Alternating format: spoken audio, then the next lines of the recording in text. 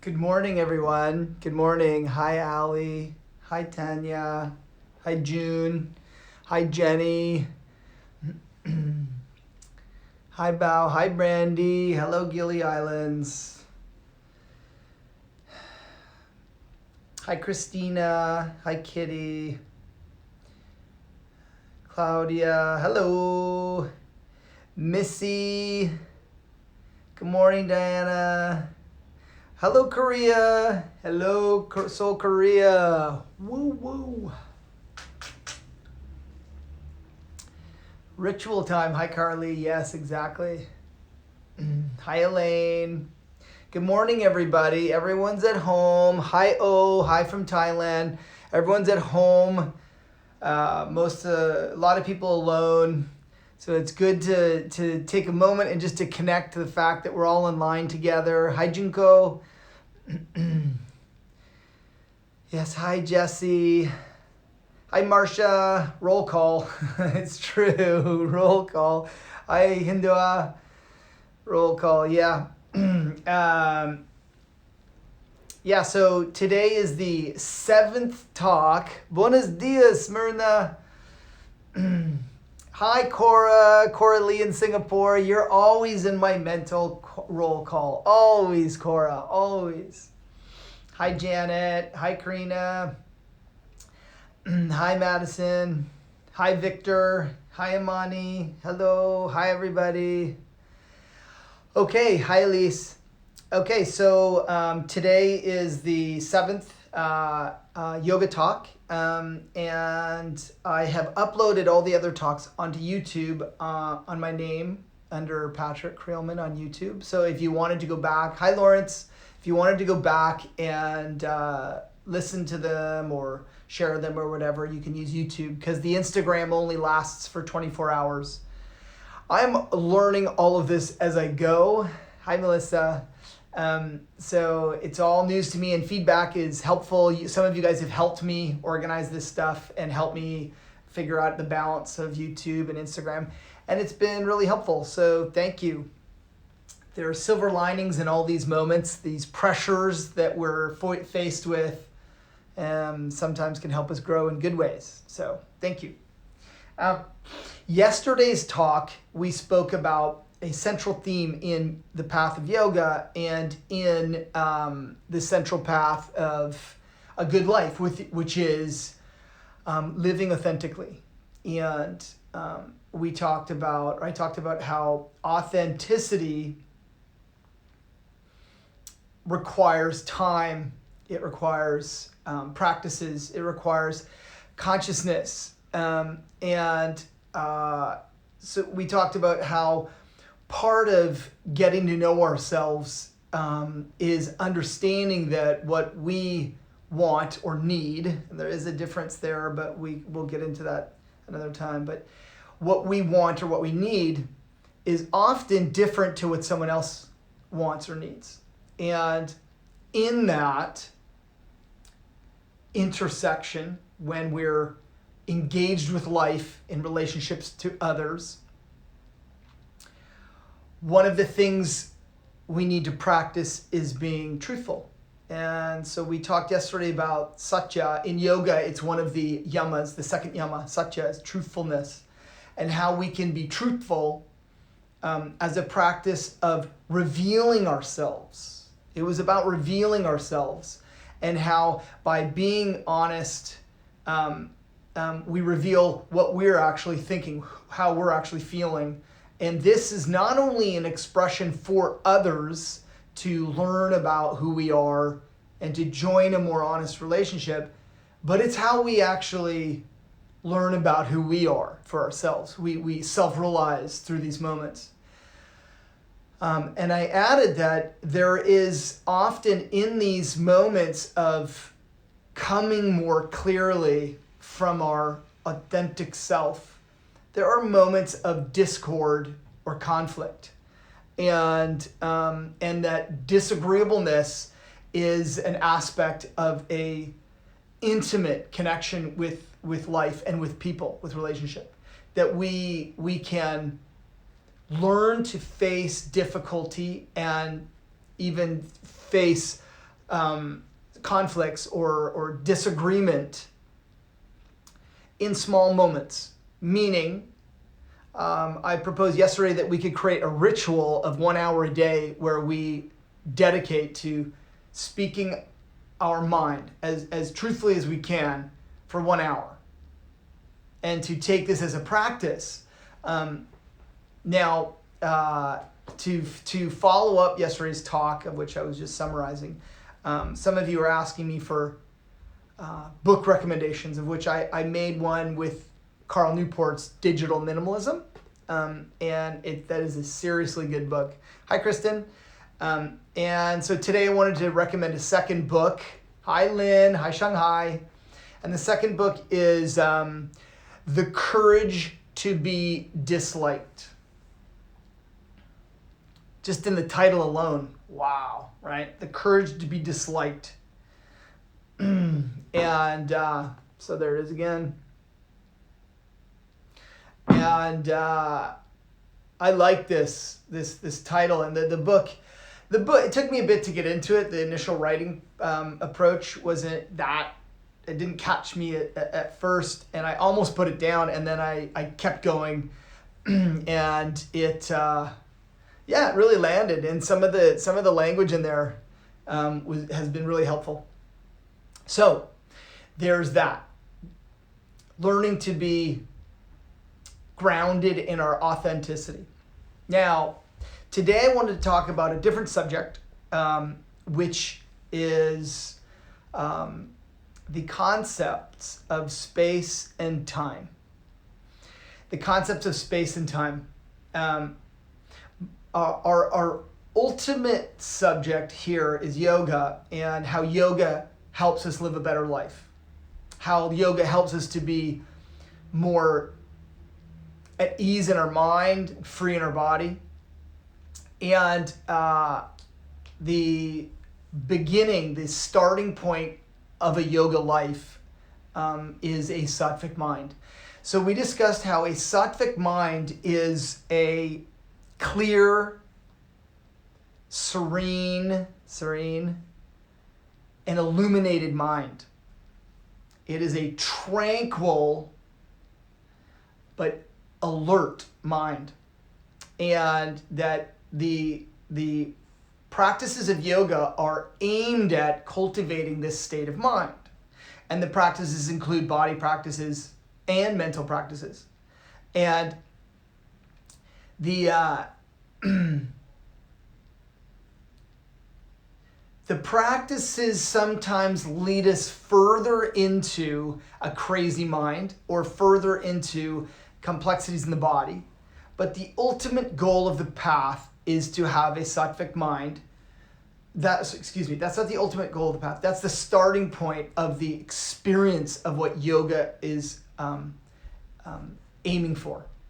So in that, the sattvic mind, the alert, illuminated, and serene quality of mind, one of the things we can do is address these two building blocks, which are space and time. I find these interesting. The two fundamental building blocks of our life are the space of our body and the time of our life. So like your lifespan. And the study of space-time sounds like a movie. In Space and Time. But in the concepts of space and time, we can look to yoga, because in the tantric cosmology, the concept of Shiva represents time and the workings of the mind. And the concept of Shakti is represented in the body. So we have Shiva, and then we have Shakti. But I'm not going to use these Sanskrit terms so much. I'd rather just talk plainly. So the mind represents our relationship to time. And one of the ways that we fall out of a sattvic state of mind is when we are riddled by worry of the future. You know, this deep worry of the future. And I think, considering the circumstances of life and society right now, it's a normal hook for the mind to be in, like, oh no, what is going to happen in the future? I mean, we're all concerned about the health of ourselves, our families, and our friends in the future, but we're also worried about our finances in the future, our ability to move and travel in the future, and all these things. This is normal. So we're not saying that those things aren't worth our time to consider. But what we could think is that, how much time should I apply my mind to considering the future? How much time? The other aspect is the past. The past is more like regret. If the future is worry and stress and all of that, the past is more like regret and like rumination and sort of like harping and sort of dragging. So the past kind of, it makes us feel heavy and sort of stuck. And the future makes us feel freaked out and sped up. And so in these two concepts of the future and the past, we can consider that the future is in our mind and our body is carrying the past. Our body is the heavier piece, and the future is the fast, fiery piece in the mind. So, these ideas are interesting, I find, because what we can do is consider, the idea of being present in yoga. The idea of being present is when we are free from the past and the future. And how do we do that? Like how do you do that? Well, as you can tell from these talks already, I like scheduling stuff. Like I like having a better relationship to time, not letting it become such a demon, time. And so timing things I have found very helpful. I've felt very helpful. So like I time my pranayama, I time my oil pulling, I time my headstand. I put the timer on for headstand. I put my timer on for meditation. I don't just like meditate, just like hope for the best. I like have a time, because when the time I find a timer relaxes my mind. Without a timer, I would think that using a timer for everything would cause me more stress. Oh, it's so neurotic, or it's so like, it's too, spazzy or overly controlled. But that's not been my experience. My experience is actually the opposite.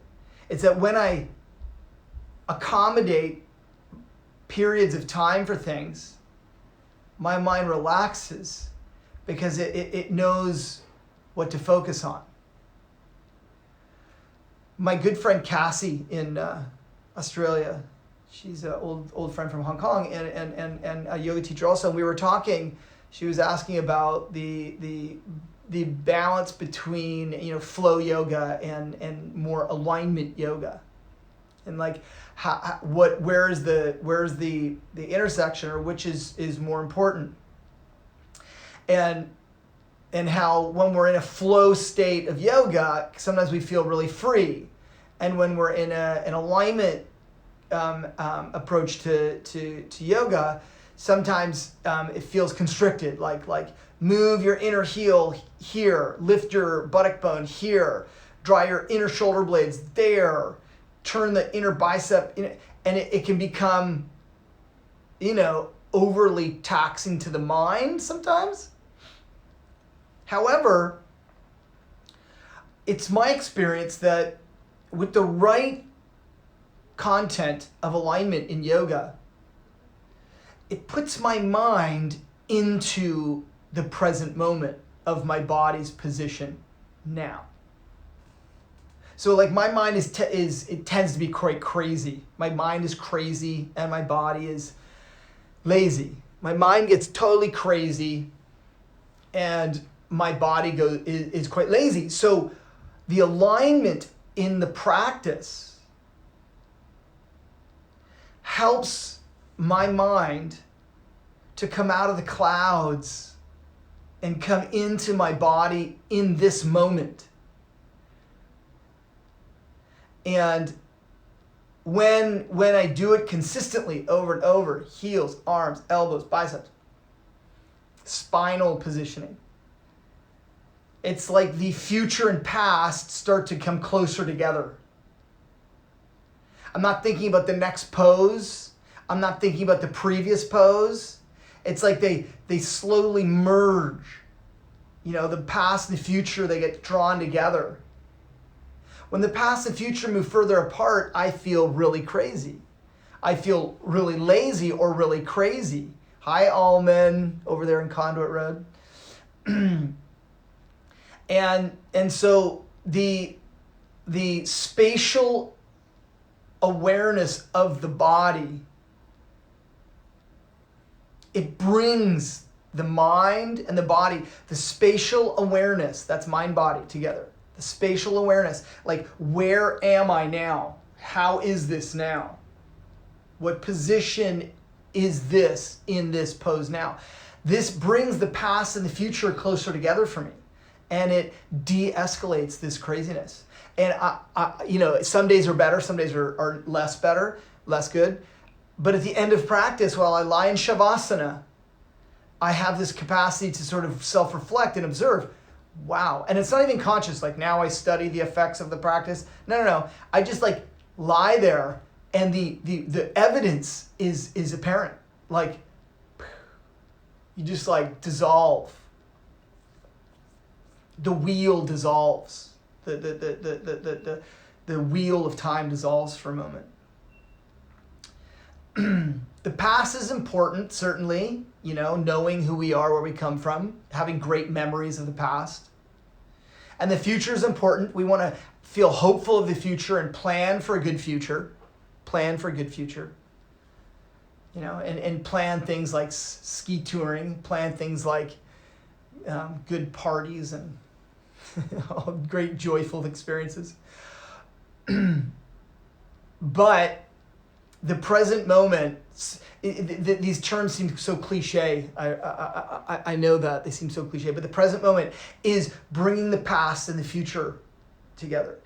There is a letting go of either, but because our body carries the past and the mind is projected forward, it's like, how far back and how far forward are we willing to go? Sometimes it goes so, I gotta go like this, goes so far away from each other that you feel torn and you don't even experience what's happening in the now. It's like time goes by and you're like, oh, what even happened?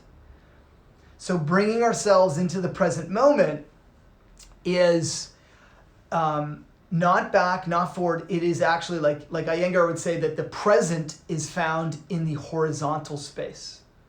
In the horizontal space. And the horizontal space, it's like the peripheral vision.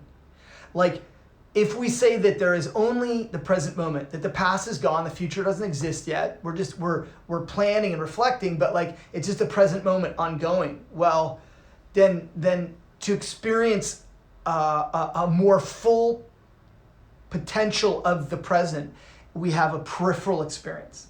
Like how deeply aware we are here, you know. And the peripheral, it's like when I think about teaching yoga, you know, I contemplate teaching yoga and like the power and the value of the skills we use. One of the things that I find has been so helpful for me when I look back, and it's not even like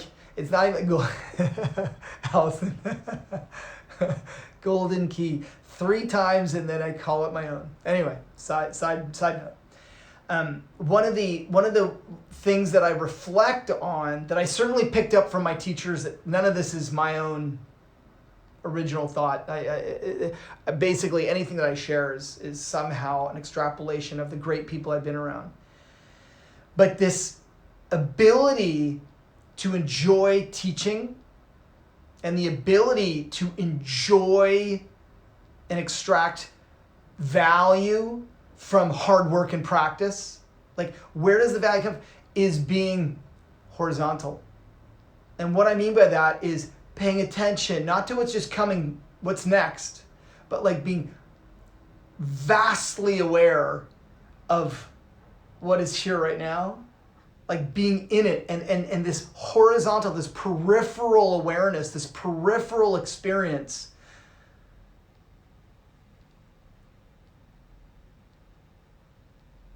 It extracts so much richness from teaching.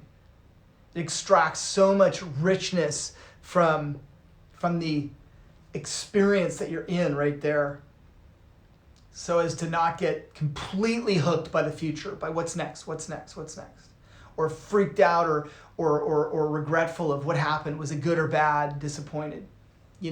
Cora. When we set ourselves up for routine and practices, and then we feel like we failed or we feel guilty because we didn't do what we'd say. I think that one of the ways we relieve ourselves of that is to, again, just go peripherally. Peripherally, what I mean by peripherally is like, what can I do right now? What can I do right now? And the sacred number in yoga is 3. And 3 shows up in many ways. 1 is the past, 1, and the future, 2. So you go behind and in front, 1, 2. To the sides, 3. And the sides, the peripheral direction, this third direction, is the infinite. The infinite is like anything right now. And I find this unendingly interesting. Unendingly interesting. The present moment is the horizontal space. Aham, body, speech, and mind. The power of the practice of asana, I find, is that when we do asana intelligently, and we approach it with this incredible insight from the people that have come before us, of studying the intricacies of our body, using the alignment, the awareness of our mind in our body, is that we become free. It's like in the heart of the moment, when you're fully in it, you become free. And when we say free, I think what we mean is we are free from the past and we are free from the future, even for a moment. Even for a moment, and when I say moment, it's like anything in life. It's been my experience that anything in life takes way longer than expected. Life itself goes by fast. But what we want to do in life, the things we intend to do, takes way longer. So some of the talks this week have been about ritualization, like ritualizing your day. I want to add to that because we have a finite amount of space and time, when you ritualize your day, take small blocks, make small blocks of time, 5 minutes, 10 minutes, whatever. You do it early morning, maybe your early morning routine is 10 minutes, that's it. And your midday routine is 10 minutes, that's it. And your evening routine is 10 minutes, that's it. And if that's too much, make it 5, 5, and 5. And if that's too much, well, that's not a lot. Do 1 minute, 1 minute, 1 minute. But that seems a little bit, my cats can meditate for a minute, But making these ritualized time blocks, take things take longer. And what I mean by that is that it takes longer to actually stabilize upon rituals. So don't be too aggressive with having done lots. Hey, do you have a... Allie, you're my editor and my publisher. So we talked today about space and time, and how that time correlates to our mind, space correlates to our body as one way of looking at it. And that we can use these ideas to draw things together to make the future of our mind, projected mind, draw back, and the past of our body, carrying our past in our body. We can bring them closer together to experience the horizontal present moment, this infinite experience right now. And finding ritualized time, early morning, first thing, midday, and evening. The book recommendation today was The Courage to Be Disliked. Dislike me, people. Put the thumbs down, okay? You know what I'm saying? Ali, he was a conscientious, contentious dude. Lots to consider based on his life. So 3 is the sacred number, and so this was the 7th talk. I'll upload this, and I hope this is interesting and informative. Time and space. Be gentle on yourself, but be consistent. Strengthen your nervous system, pranayama, asana, and stabilize your mind. Let's do asana now. Yeah, Matt, you hate me. Yeah, very good. Okay, so write me messages. Tell me what you think. Tell me to shut up or tell me to talk more about something. Hi, Nikki. Hi, Linda. I'm going to do a level 1 now. It's 10:30. And then a different shirt. This is the shirt, the 10 a.m. shirt. And the 11:30 today is level 3. So now I'm doing 1 hour level 1. 11:30 is level 3. So join me. And I will be back here tomorrow at 10 a.m. to do another talk. And I will answer some questions if you send me messages on Instagram or whatever. Liz, yes, stability. I wash it sometimes, Marcia. Michael Denny, my man. Awesome. Michael Denny, an amazing yogi. Yes, dude. Okay, you guys. See you soon. See you, Rachel. Thank you for listening. Mount Kailash. The Axes. Namaste. Love you.